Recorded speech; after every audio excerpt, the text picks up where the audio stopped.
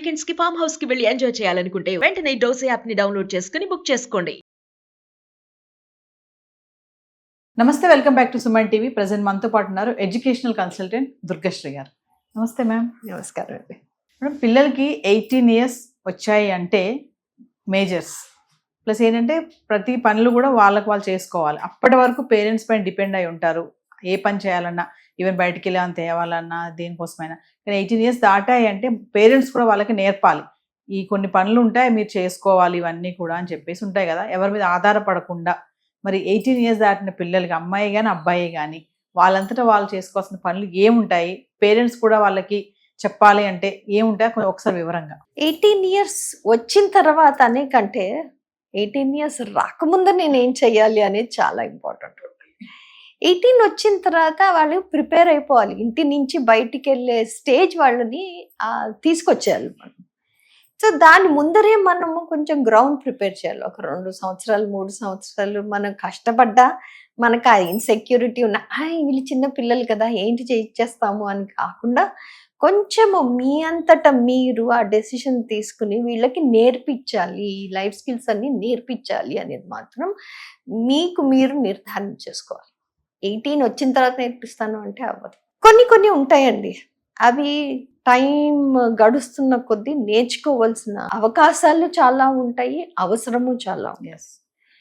మీరు 18-17 వచ్చేటప్పటికి పిల్లలు మెంటల్ హెల్త్, నేను ఎలాంటి మెంటల్ హెల్త్ మెయింటైన్ చేయాలి అనేది నేర్చుకోవాలి. అంటే చిన్నవి ఈ మధ్య కాలంలో చాలా వింటున్నాం. చిన్నది టీచర్ ఏమన్నా అన్నది తిట్టింది, ఏదో అఘాయిత్యం చేసుకోవాలి. లేకపోతే తల్లిదండ్రులు తిట్టారు, ఇంకో అఘాయిత్యం. ఆ తల్లిదండ్రులకి తెలియట్లేదు ఈ పిల్లలు ఇలాంటి ఎందుకు చేసుకుంటున్నారు అని.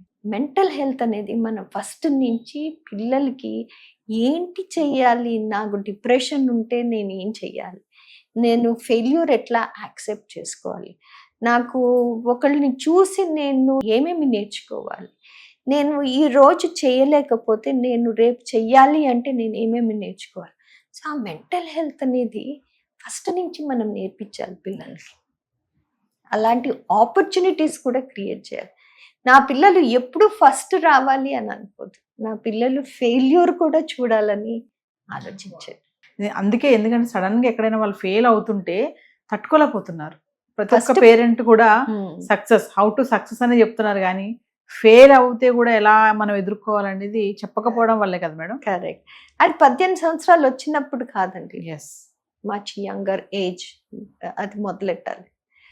Second thing physical health.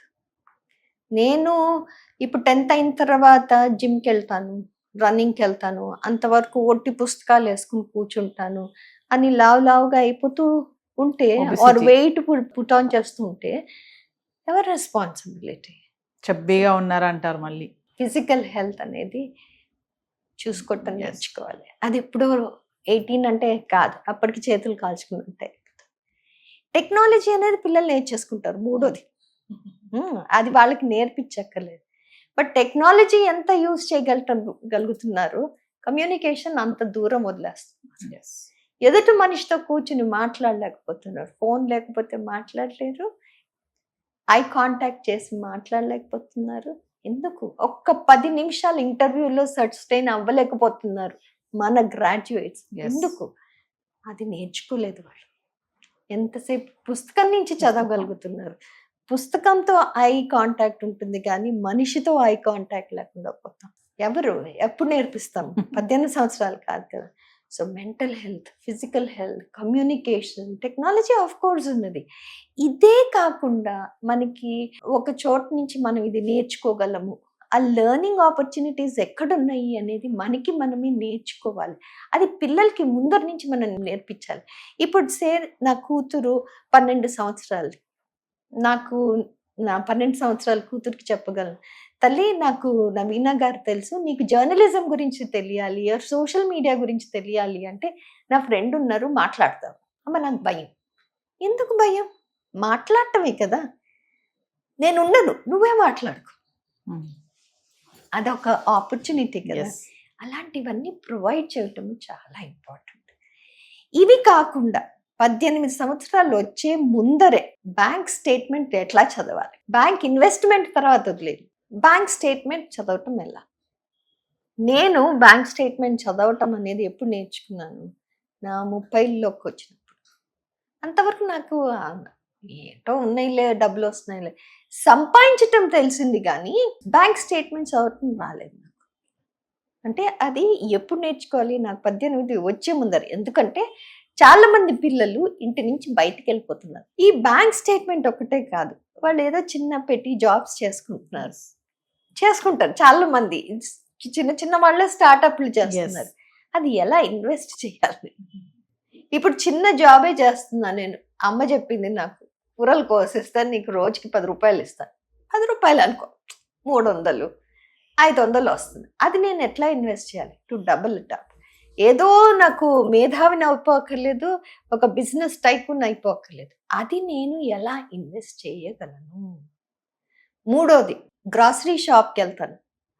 కందిపప్పు ఏంటో తెలియదు, మినపప్పు ఏంటో తెలియదు, ఏమీ తెలియదు. కాఫీ పౌడరు 600 రూపాయల, 900 రూపాయల, 1000 రూపాయల తెలియదు. కాఫీ తాగటం వచ్చు, స్టార్ బక్స్కి వెళ్ళి పికప్ చేసుకోవటం వచ్చు, కానీ కాఫీ ఎంత ధర ఉంది అనేది తెలియదు.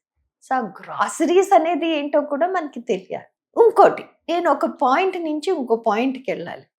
నాకు తెలియని ప్లేస్కి నేను వెళ్ళాలి, నాకు తెలియని మనుషుల్ని నేను కలవాలి.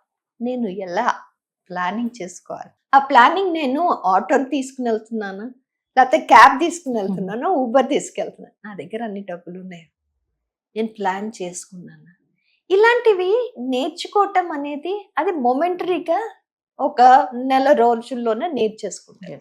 అది 18 years వచ్చినప్పుడు నేర్చుకోవచ్చు, మిగతావి కాదు. ఈ బ్యాంక్ స్టేట్మెంట్ చదవటము, అకౌంట్స్ మేనేజ్ చేయటము, గ్రాసరీ షాపింగ్ చేసుకోవటము, ఇన్వెస్ట్మెంట్ ఎట్లా చేయాలి, ఇవన్నీ నేర్చుకోవచ్చు. కాకపోతే ఈ మెంటల్ హెల్త్, ఒక ఎంపతి, నేను ఎలా బతుకుతున్నాను నేను నేర్చుకోవాల్సింది 18 రాకముందర, ఇంటి నుంచి బయటికి వెళ్ళే ముందరే నేను అవన్నీ నేర్చుకోవాలి. ఇదొక్కటి కాదండి, ఇంకా కొన్ని ఉన్నాయి. ఎదుటి మనిషితో నేను మాట్లాడుతున్నప్పుడు నేను ఎప్పుడు నోరు మూసుకోవాలి, ఎప్పుడు వినాలి, నా బాడీ లాంగ్వేజ్ ఎలా ఉండాలి, నేను ఆ మనిషితో మాట్లాడుతున్నప్పుడు నా బాడీ లాంగ్వేజే కాదు, నా చేతులు ఎట్లా ఉండాలి, ఇవన్నీ ఎప్పుడు నేర్చుకుంటాము, అబ్జర్వేషన్. అది కూడాను 18 రాకముందరే నేర్చుకోవాలి. సో నాకు 18 అనేది ఒక లైన్, ఒక imaginary line between adulthood and as young adult and a teenager. But దాని ముందర నేర్చుకునేది జీవితాంతం గుర్తుపెట్టుకుంటాం. 18 తర్వాత నేర్చుకునేది ఇట్లా నేర్చుకుంటారు. బ్యాంక్ స్టేట్మెంట్ ఏం బ్రహ్మ విద్య కాదు, ఇన్వెస్ట్మెంట్ ఏం బ్రహ్మ విద్య కాదు. ఈ యాక్సెప్టింగ్ ద ఫెయిల్యూర్ అనేది నేర్చుకోవటము జీవితకాలం కూడా పట్టచ్చు. సో అవి నేర్చుకోవటం నా ప్రకారము చాలా important. Thank you ma'am. Thank you.